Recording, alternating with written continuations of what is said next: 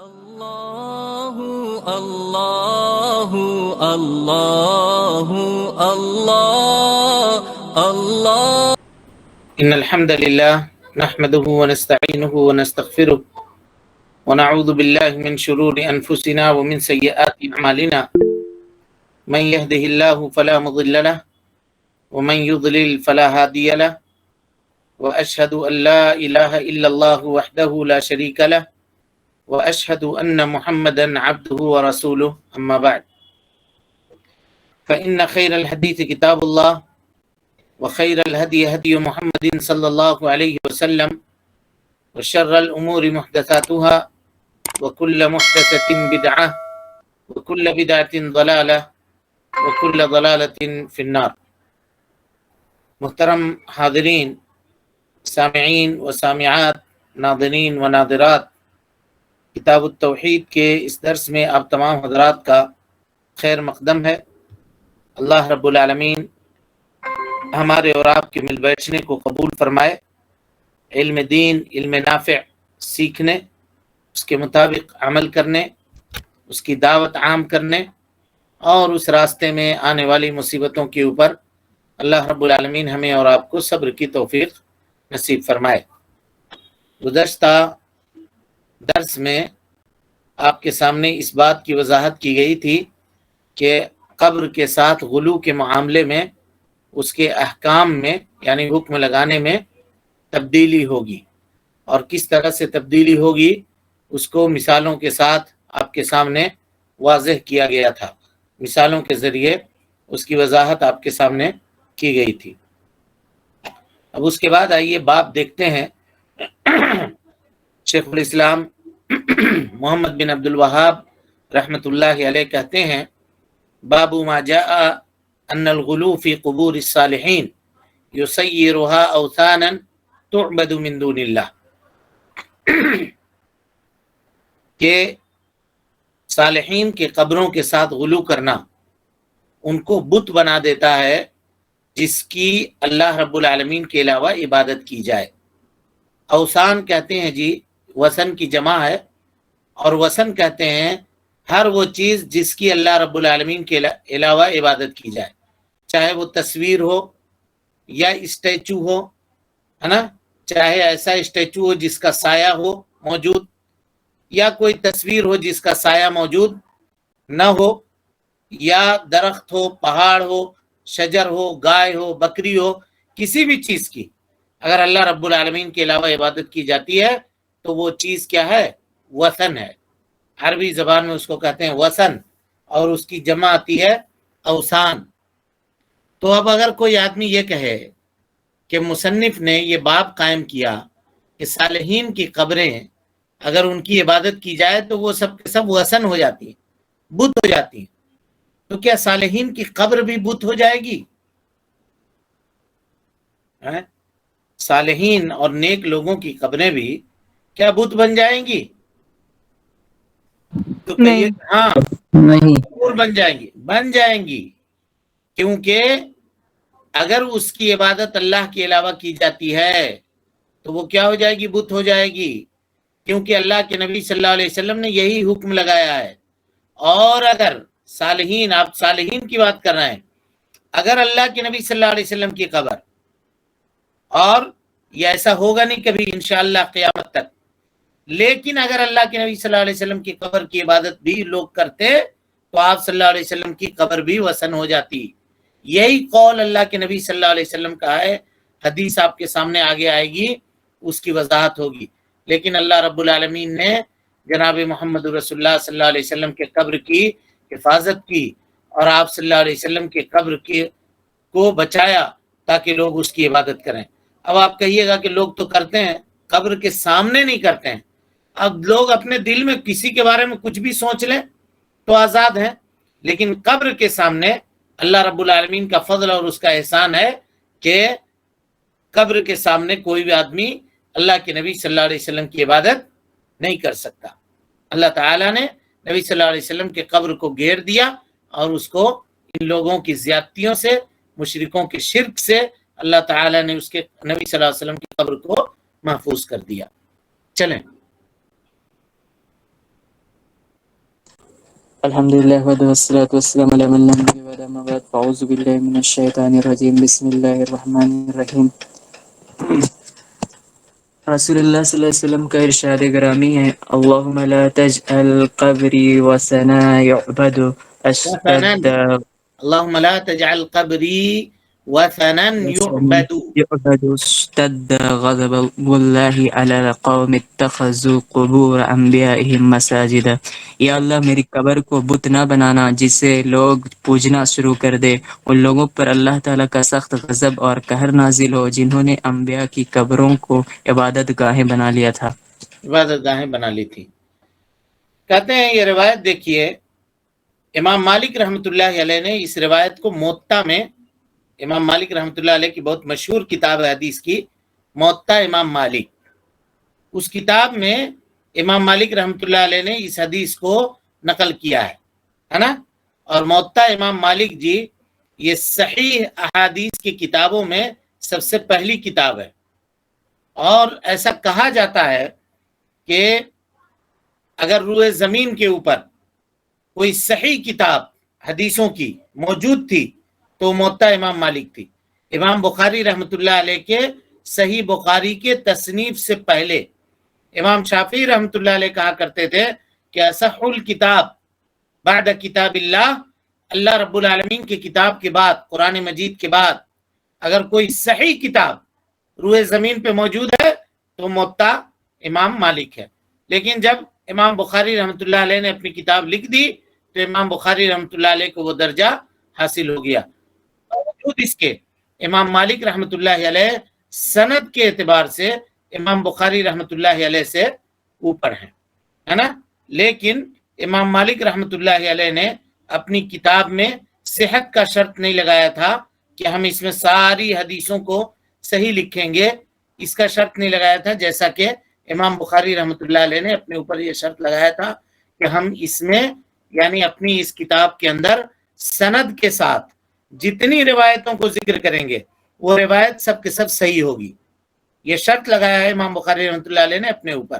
لیکن امام مالک رحمۃ اللہ علیہ نے یہ شرط نہیں لگائی تھی، یہ شرط نہیں لگائی تھی. تو اسی لیے صحیح بخاری کو موطا امام مالک کے اوپر بڑھوتری اور صحیح کتاب ہونے کا درجہ حاصل ہے. یہ روایت جو ہمارے سامنے ابھی گزری اس کو امام مالک رحمۃ اللہ علیہ نے مرسل روایت کیا ہے، یعنی عطا ہیں، یہ تابعی ہیں اور وہ اللہ کے نبی صلی اللہ علیہ وسلم سے روایت کرتے ہیں، یعنی بیچ میں صحابی کو حذف کر دیا گیا ہے. لیکن یہ حدیث امام بزار نے، ابو یعلا نے اور بیہقی نے معرفت السنن میں اور ابن عبد البر نے اپنی کتابوں کے اندر اس کو نقل کیا ہے. اور علامہ البانی رحمۃ اللہ علیہ نے اس حدیث کو صحیح کہا ہے، اس حدیث کو صحیح کہا ہے. اور امام احمد رحمۃ اللہ علیہ نے اس کو دوسرے لفظ کے ساتھ روایت کیا ہے، جیسے اللہم لا تجعل قبری وثنا لعن اللہ قوما اتخذوا قبور انبیائہم مساجدا. یہ مسند احمد کی روایت ہے. تو اس کو احمد شاکر رحمۃ اللہ علیہ نے صحیح کہا ہے اور شعیب ارناؤت نے اس کے سند کو صحیح کہا ہے. علامہ البانی رحمۃ اللہ علیہ نے اس حدیث کو حسن کہا ہے. پتہ یہ چلا کہ حدیث ثابت ہے، صحیح ہے. اللہ کے نبی صلی اللہ علیہ وسلم فرما رہے ہیں اللہم، اللہم مانے یا اللہ، اللہ تعالیٰ سے دعا کر رہے ہیں. کیا دعا کر رہے ہیں؟ لا تجعل یعنی لا تسیر، مت بنا میرے قبر کو کیا وثنن، بت، یعبد جو اللہ تعالیٰ کے علاوہ عبادت کی جائے. ہاں جی، وثن بننے کے لیے یہ شرط ہے کہ اس کی عبادت کی جائے. کسی چیز کی اللہ کے علاوہ عبادت کی جائے تبھی وہ وثن بنے گا، جیسا کہ ہم آپ کو تعریف میں بتا چکے.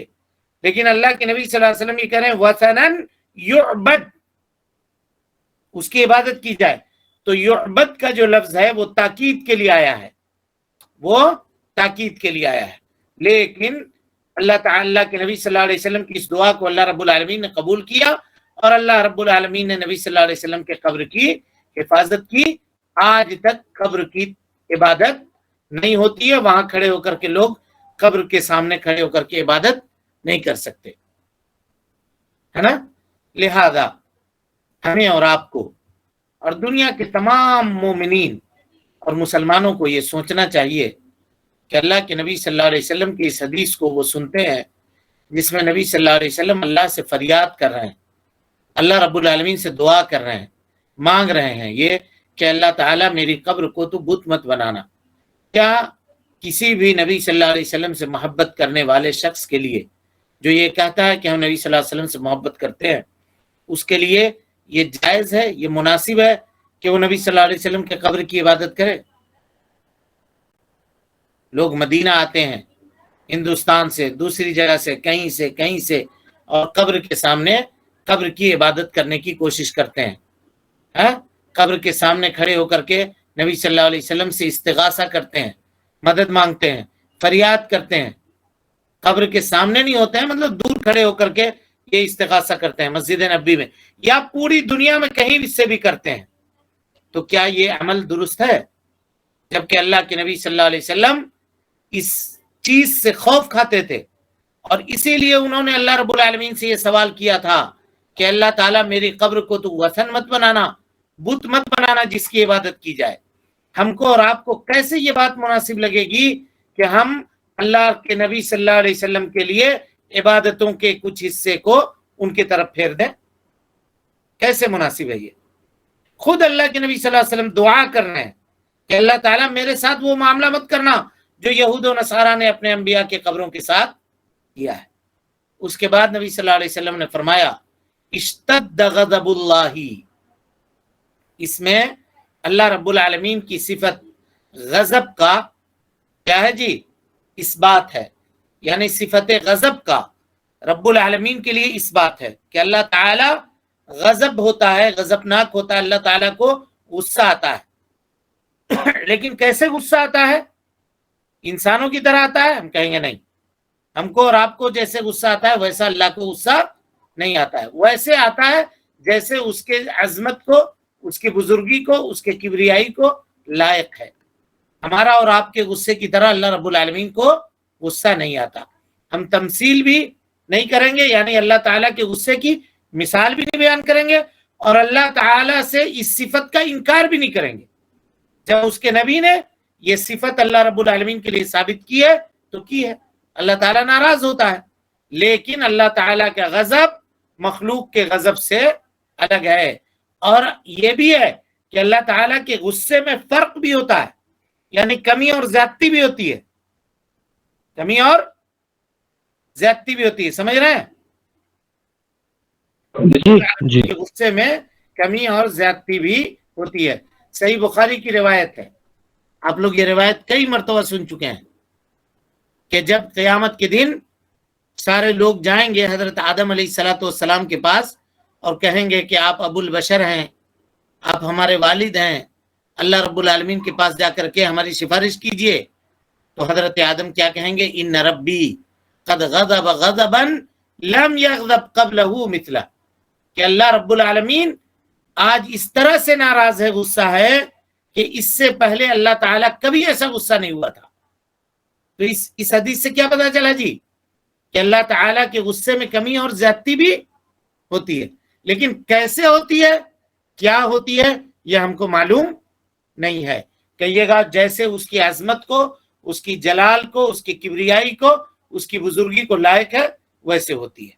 اور اللہ تعالیٰ ناراض ہوتا ہے جب اس کے حرام کردہ چیزوں کو لوگ پامال کر دیتے ہیں، اور دنیا کے اندر اللہ تعالیٰ نے جن کاموں کے کرنے سے منع کیا ہے ان کاموں کو کرتے ہیں تو اللہ رب العالمین ناراض ہوتا ہے۔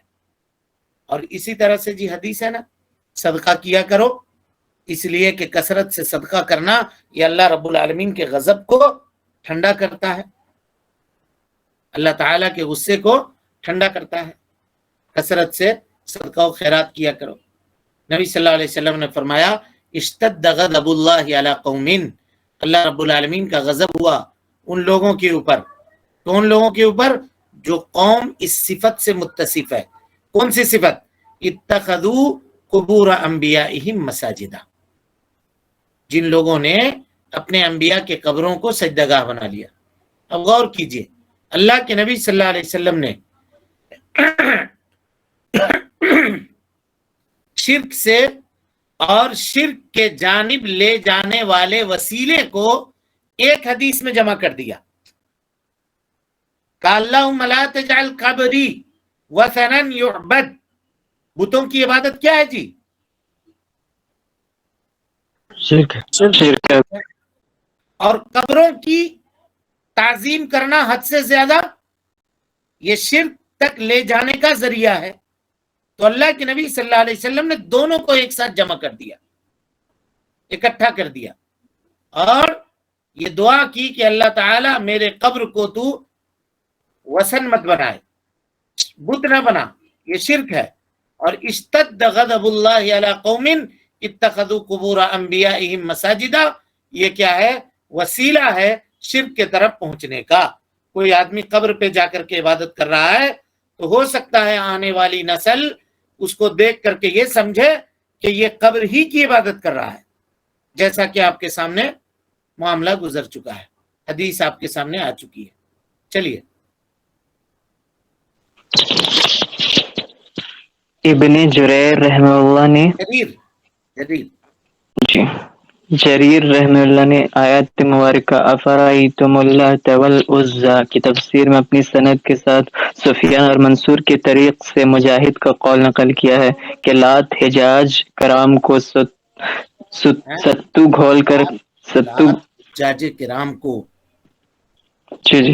لات حجاج کرام کو ستو گھول کر پلایا کرتا تھا. جب یہ فوت ہو گیا تو لوگ اس کی قبر پر مجاور بن کر بیٹھ گئے. ابو الجوزا بھی حضرت ابن عباس جوزا بھی حضرت ابن عباس رضی اللہ عنہ سے روایت کرتے ہیں کہ لات حجاج کرام کو ستو گھول کر پلایا کرتا تھا.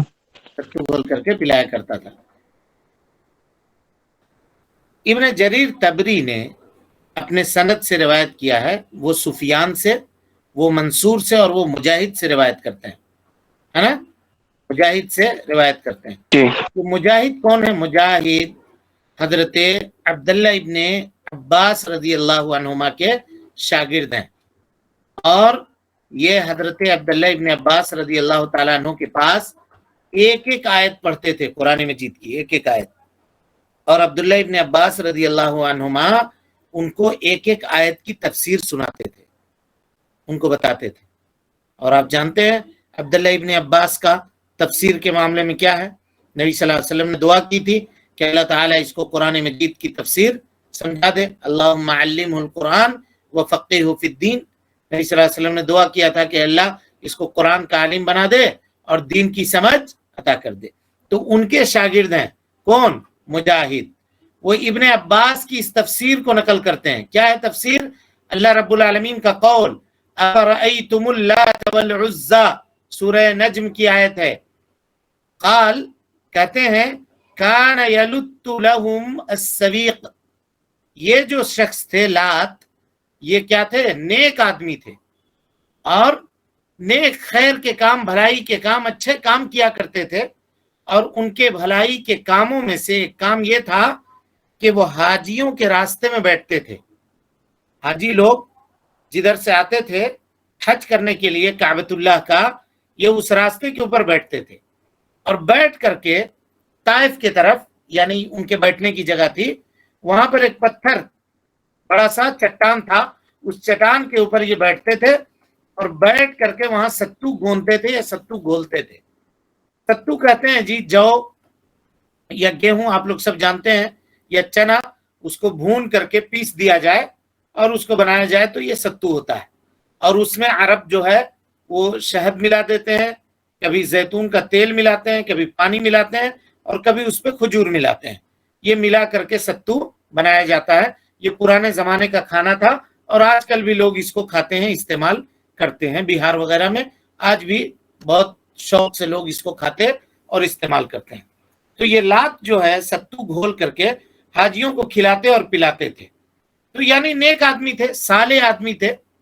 اور یہ دونوں طرح سے پڑھا گیا ہے جی، لات یعنی تا کے تشدید کے ساتھ، اور لات تا کے بغیر تشدید کے ساتھ، دونوں طرح سے پڑھا گیا ہے. فماتا، جب یہ مر گئے، لات جب انتقال ہو گئے، مر گئے، تو دفن کیا گیا ان کو کہاں پہ؟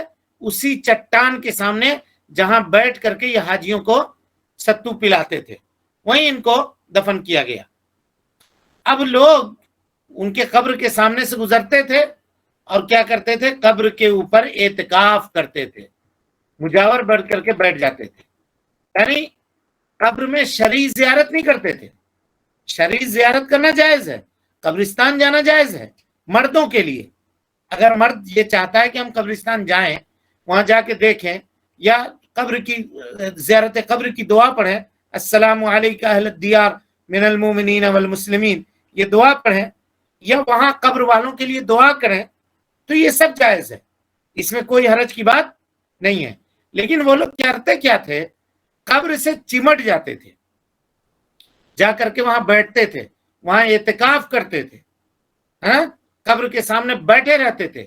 یہ بدعت ہے، قبر کے سامنے بیٹھنا، وہاں سے چمٹ کے رہنا، مجاور بننا، قبر کی مجاوری کرنا، گدی نشین بننا، یہ سب کے سب بدعت ہے، سب کا کام جو ہے بدعت ہے، اور یہ سب وہ سبب ہے آدمی کو شرک کے اندر مبتلا کرنے کا۔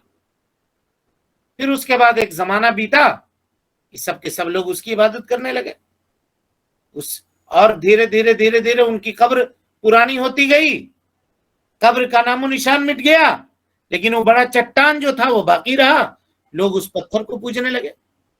اس کے بعد ہے نا، قبر کی تعظیم تو کرتے کرتے تھے، قبر مٹ گیا یا قبر موجود رہا بھی، تب بھی دیکھا کہ اس پتھر کے اوپر بیٹھ کر کے عبادت کرتے ہیں، تو چلو اس پتھر کی عبادت، اس پتھر پہ بیٹھ کر کے حاجیوں کو پانی پلاتے تھے، ستو کھلاتے تھے، تو اسی کی عبادت شروع کر دیا۔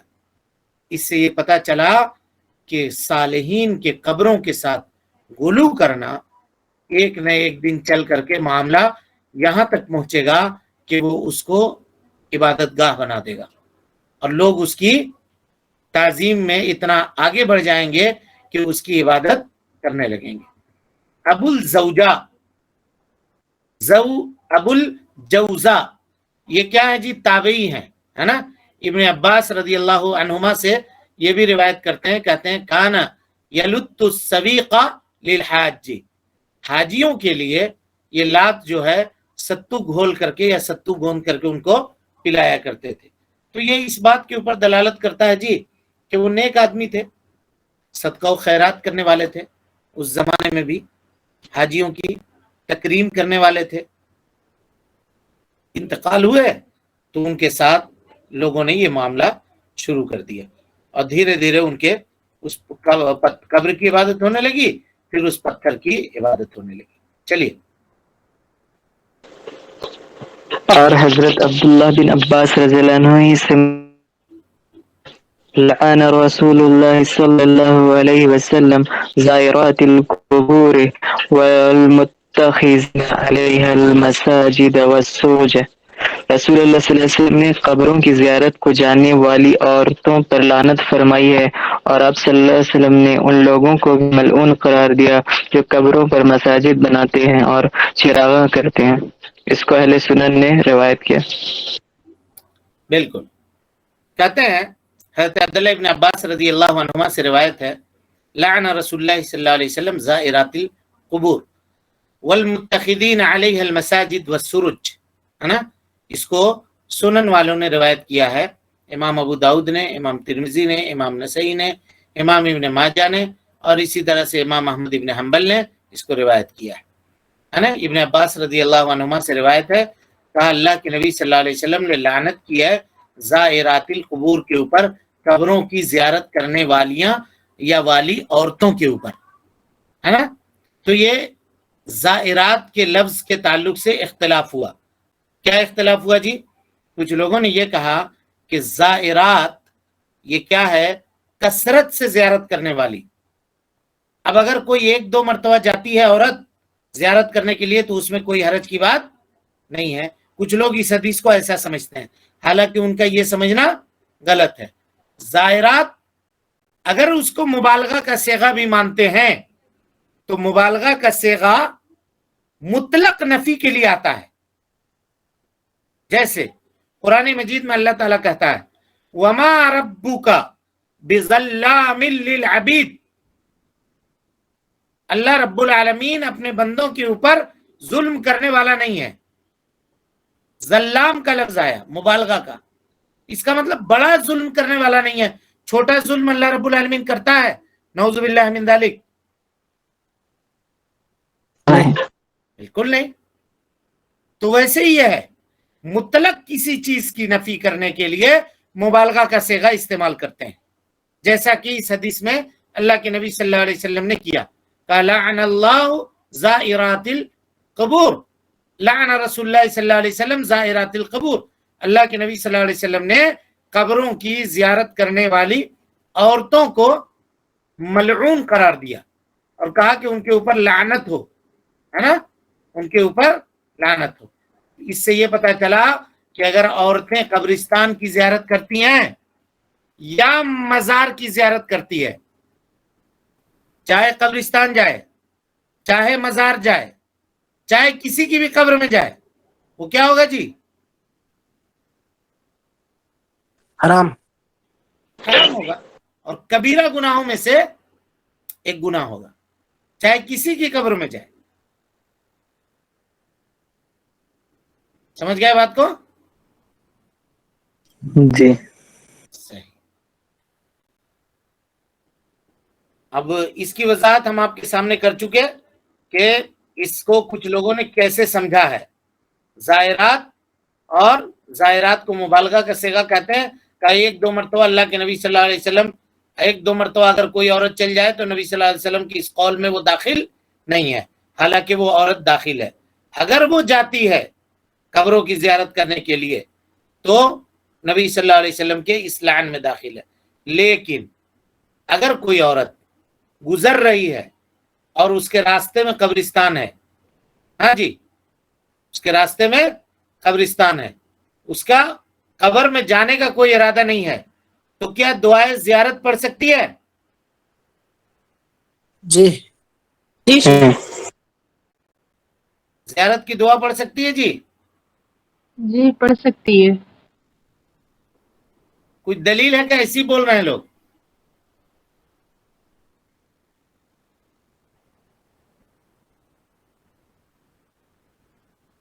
اب جیسے مان لیجیے قبرستان کے کنارے سے راستہ گزرتا ہے نا، اس کے دیوار کے کنارے سے راستہ گزرتا ہے، عورتیں بھی وہاں سے گزر رہی ہیں، تو کیا وہ وہاں پہ زیارت قبر کی دعا پڑھ سکتی ہیں؟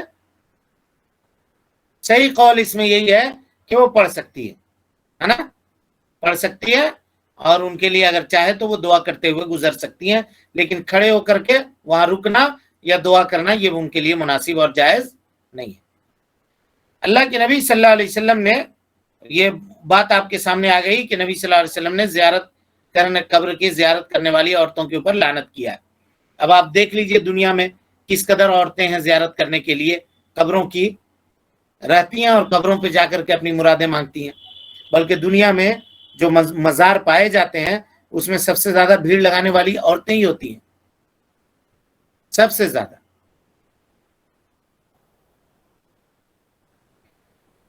وَالْمُتَّخِذِينَ عَلَيْهَا الْمَسَاجِدِ، یہ جملہ کئی مرتبہ آپ کے سامنے گزر چکا ہے نا، کئی مرتبہ آپ کے سامنے گزر چکا ہے کہ وَالْمُتَّخِذِينَ عَلَيْهَا مساجد، اور اس کے اور قبروں کو مسجد بنانے والوں کے اوپر بھی اللہ کے نبی صلی اللہ علیہ وسلم کی لعنت ہے.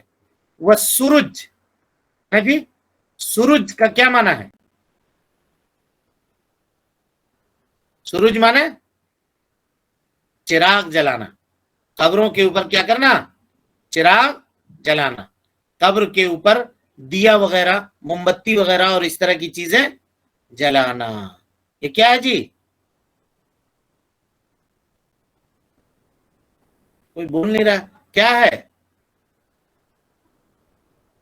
بدعت ہے. اب موم بتی ریلی نکال لوں ہاتھ میں کینڈل لے کے،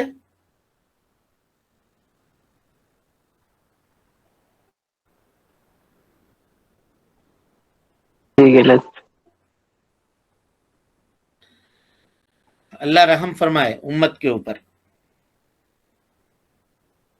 تو یعنی قبر کے اوپر آپ چراغ بھی نہیں جلا سکتے. یہ بھی غلو کے اسباب میں سے ایک سبب ہے. لیکن یہاں سوال ہے اگر قبرستان میں لائٹ لگا دی جائے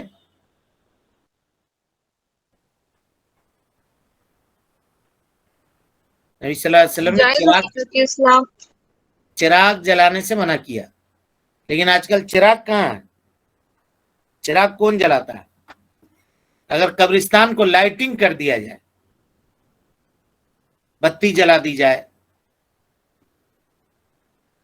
تب جی مخصوص دنوں میں کرنا یہ جائز نہیں ہوگا. اور ہمیشہ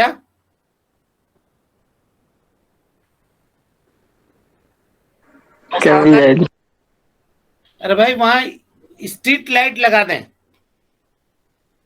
مخصوص دن میں نہیں، اسٹریٹ لائٹ لگا دیں قبرستان میں، جلتا رہے لائٹ، چاروں کونا پانچوں کونا پہ ایک کھمبا لگا دیں اور لائٹ اس میں جلتی رہے. رات ہو تو لائٹ جلا دے کوئی. جلا سکتے ہیں شیخ، اپنے سہولت کے لیے. انسان رات میں اگر مٹی وغیرہ دینا ہو تو کیسے کریں گے؟ سہولت کے لیے اسباب اختیار کر سکتے ہیں.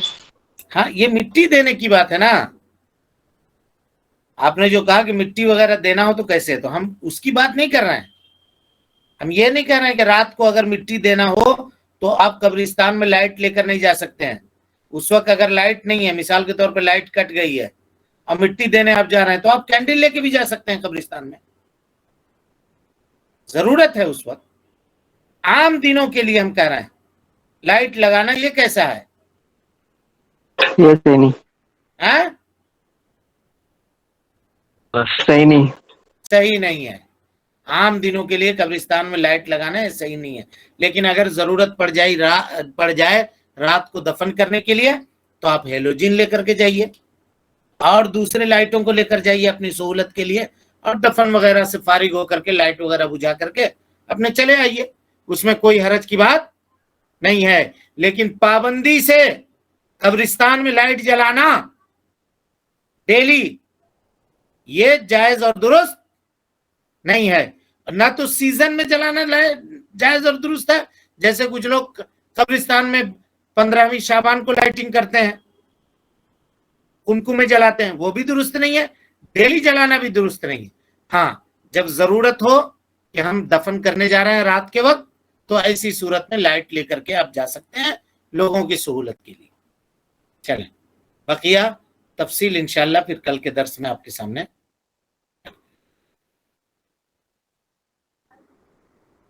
کوئی سوال ہے کسی کے پاس؟ السلام علیکم. وعلیکم السلام. شیخ میت کے پاس میں اگربتی جلاتے ہیں، نہیں جلانا کیوں چاہیے. جلاتے ہیں تو پتہ نہیں، لیکن جلاتے ہیں. یہ نہیں جلانا چاہیے، نہیں جلانا چاہیے.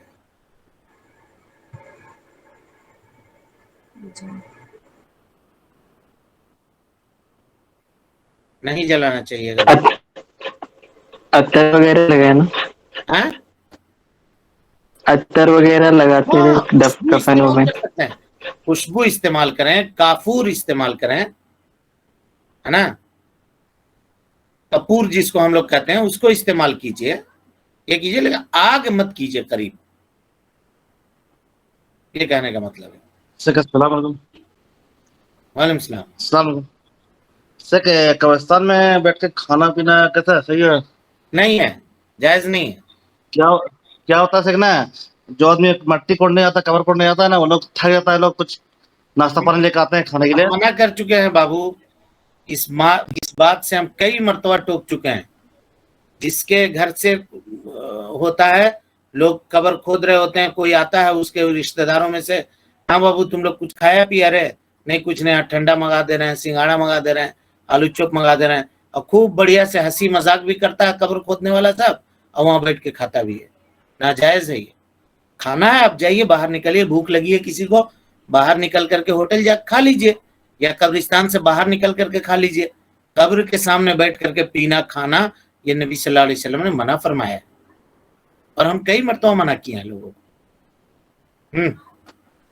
لیکن یہ السلام علیکم. مطلب لیکن یہ معاشرے میں دیکھا جاتا ہے. کچھ دن پہلے ہمارے یہ میت ہوئی تھی تو وہاں پر لنچ کا نظام رکھا گیا تھا، وہاں کھانا پینا ہوا تھا. تو یہ مطلب ان کو عام ہونا چاہیے جب غلط ہے، لیکن کس میں کھانا یہ پینا ہمارا رکھا گیا تھا؟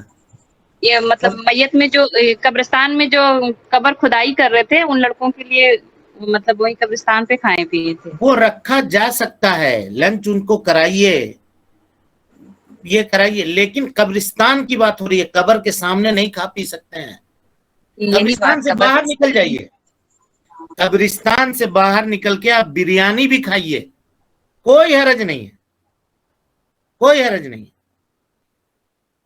لیکن ایک بات تھا،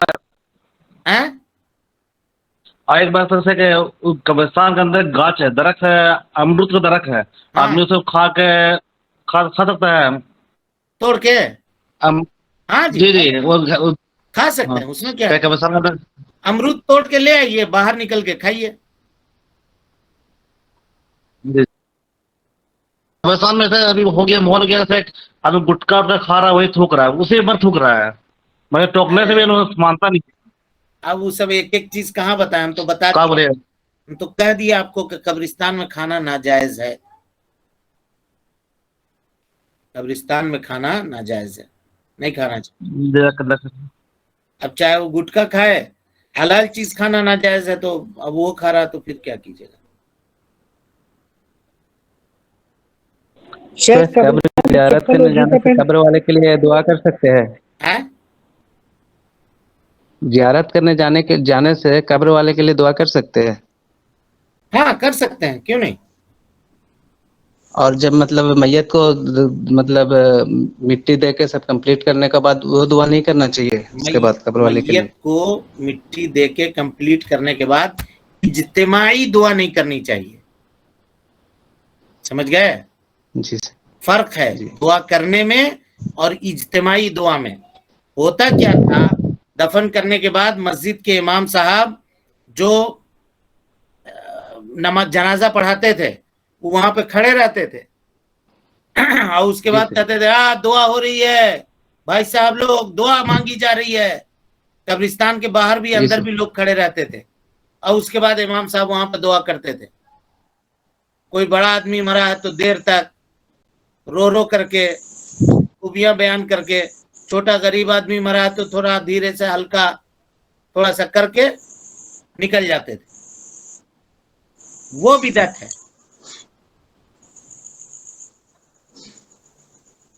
اور ایک بات سے جیسے مطلب میت کے اوپر مکھی یا مچھر بیٹھ جانے سے بولتے ہیں کہ مطلب تکلیف ہوتا ہے، ایسا کچھ ہے؟ کچھ حرج نہیں ہے، لیکن اس کو حفاظت کرنی چاہیے. مکھی میت کی تعظیم اور تکریم میں یہ ہے کہ اس کو مکھی مچھر سے بچائے آدمی، ویسی پڑے نہ رہنے دے. اسی لیے کہا گیا ہے جتنا جلدی ہو سکے اس کے یہ کر کے آدمی دفن سے فارغ ہو جائے. اور زیادہ ہل ڈول بھی نہیں کرنا چاہیے میت کو.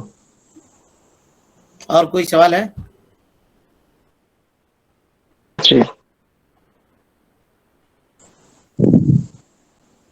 چلیں ٹھیک ہے پھر. السلام علیکم ورحمۃ اللہ وبرکاتہ. اللہ اللہ اللہ اللہ اللہ اللہ اللہ اللہ اللہ